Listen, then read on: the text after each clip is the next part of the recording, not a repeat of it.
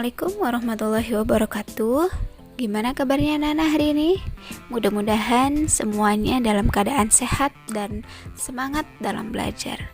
Oke, bertemu lagi dengan Bu Nur Asia. Hari ini kita akan belajar tentang listrik dan rangkaiannya. Pekan lalu kita belajar tentang rangkaian listrik, ada seri, ada paralel.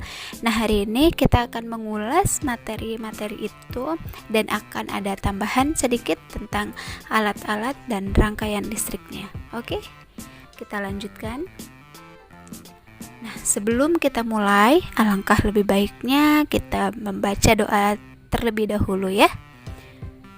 Bismillahirrahmanirrahim. Nah, di sini anak-anak bisa lihat ada peralatan listrik, ada macam-macam, banyak sekali alat-alat yang berkaitan dengan listrik. Contohnya saklar. Saklar ini fungsinya apa? Ada yang tahu? Ya, memutus dan menyambung arus listrik. Kemudian ada stop kontak, ada sikring. Sikring ini fungsinya untuk mencegah konslet ya atau korsleting listrik agar tidak terjadi kebakaran. Terus yang lainnya steker. Nah, anak-anak cari tahu ya fungsi dari masing-masingnya. Selanjutnya baterai. Nah, ini udah jelas ya, baterai itu sumber energi listrik, salah satu. Bukan satu-satunya, tapi salah satu sumber energi listrik. Kemudian ada aki, ada dinamo, ada lampu. Lampu itu fungsinya untuk menerangi ya. Kalau misalnya kebayangkan kalau di rumah nggak ada lampu, itu gelap gulita gitu ya. Jadi banyak fungsi dari alat-alat listrik ini. Kemudian ada resistor. Nah, anak-anak bisa baca di buku paket halaman 5. Apa itu resistor? Resistor adalah komponen listrik yang berfungsi untuk menghambat arus listrik agar arus listrik yang mengalir tidak terlalu besar serta dapat disesuaikan dengan keinginan kita.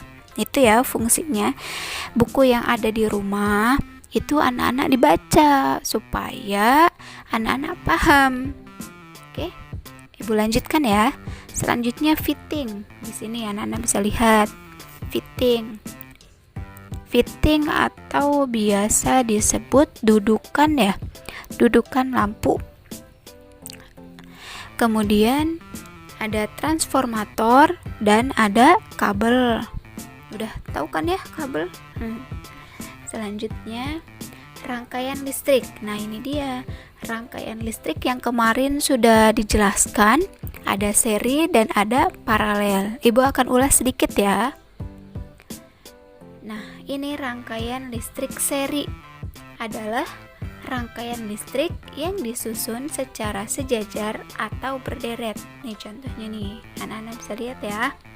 Jadi tidak ada sekat-sekat atau cabang-cabang di antara satu lampu dengan lampu yang lainnya. Jadi rangkaiannya itu sejajar gitu.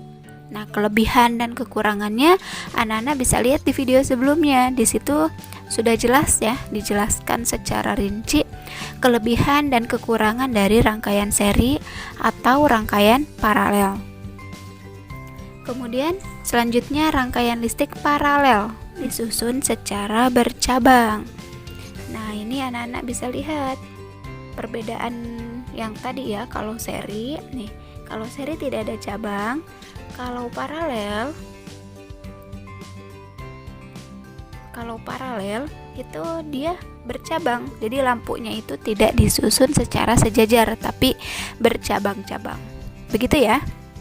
Nah, ternyata rangkaian listrik ini tidak hanya dua, tapi ada lagi yang dinamakan dengan rangkaian listrik campuran. Apa sih rangkaian listrik campuran? Nah, seperti ini contohnya. Contoh rangkaian listrik campuran. Sini ya, ada campuran itu maksudnya antara rangkaian listrik seri dan rangkaian listrik paralelnya itu digabungkan. Jadi namanya rangkaian listrik campuran. Paham ya sampai sini anak-anak? Nah, silahkan anak-anak lihat gambar yang ada pada layar berikut. Di sini ada contoh rangkaian listrik campuran. Ada 3 lampu, 2 baterai, dan 1 saklar.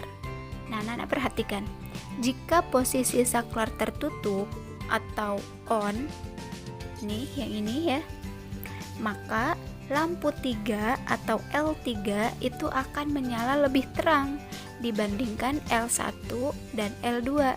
Kenapa? Karena posisi L3 itu berada paling dekat dengan baterai.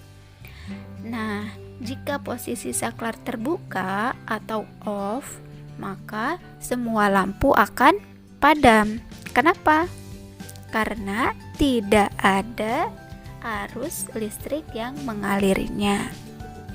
Selanjutnya, jika posisi saklar tertutup atau on dan lampu L1, ini L1 ya maksudnya, padam, maka lampu L2 dan L3 tetap menyala.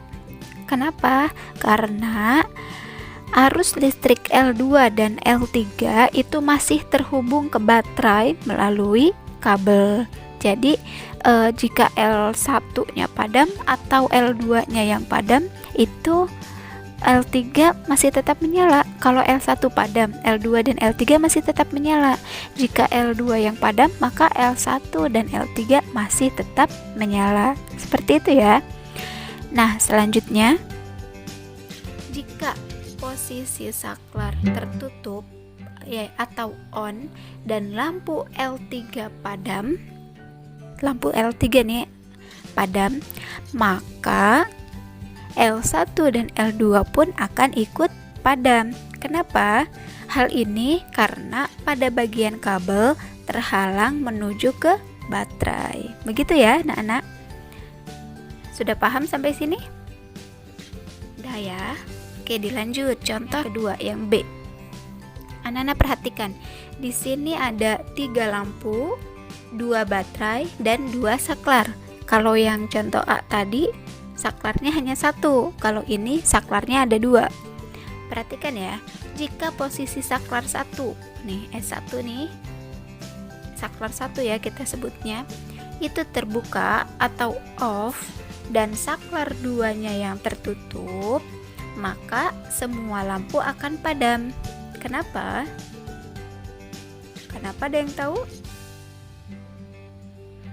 Ya, betul, karena tidak ada arus listrik yang mengalir. Jadi kan baterainya ini atau sumber energinya ini terputus di S1 atau saklar 1. Gitu ya. Nah, selanjutnya, jika saklar 1 ditutup sedangkan saklar 2 dibuka, maka hanya L1 mana? Nih, hanya lampu 1 yang menyala, sedangkan lampu 2 dan lampu 3 itu dia akan padam. Kenapa? Karena tidak ada arus listrik yang mengalir di lampu kedua dan lampu ketiga. Seperti itu. Ya, paham ya sampai sini anak-anak? Oke, nanti pekan depan akan ada kuis tentang materi listrik dan rangkaiannya. Yang tadi Ibu sebutkan peralatan-peralatan yang berkaitan dengan listrik. Kemudian anak-anak cari fungsinya apa. Itu akan ada di kuis pekan depan. Oke, jadi jangan lupa belajar dan tetap semangat. Mungkin sekian pembelajaran hari ini dari Bu Guru. Mohon maaf jika banyak salah.